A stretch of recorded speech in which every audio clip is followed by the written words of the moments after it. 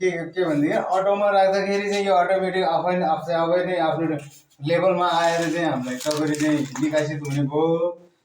यो अटोमा नराखेर यो मेनुमा राखेर चाहिँ काम गर्दाखेरि चाहिँ यो थिचिक गर्दाखेरि चाहिँ यो बढी तल जाने सम्भाव हुन्छ। यो चाहिँ यहाँ पात काटिसकेपछि यहाँ राखेर पात काटिसकेपछि चाहिँ यो छोडिदिनुपर्छ हामीले है। यो थिचिकै नगर्ने। अनि यहाँ पात काटेर धुवा हल्का आइसकेपछि यो माथिल्लो चाहिँ अफ गरिदिने अनि यो माथि हुन्छ है। कुरा यस्तो छ। यो जुन अब भनौँ न यो तल यो हाइड्रोलिक चाहिँ तल यो थिचिक गऱ्यो भने हामीले दबाई गऱ्यो भने यो हाइड्रोलिक तल गएर यो सबै भाँचेर कालो तल निङ्गाउन सक्छ। त्यस कारणले यो पनि हामीले अलिकति ध्यान दिएर चाहिँ थिच्नुपर्छ, दबाइरहनुपर्छ। र कुरा यति हो। अब यसमा चाहिँ एङ्गललाई पनि अब हाल्नुपर्छ तपाईँहरूले कुनै बेला अब त्यस्तो अब थिचे गर्दाखेरि चाहिँ घ्राप गइदिएला सेफ्टीको लागि त्यो सेफ्टी पनि गरेर राख्नुपर्छ।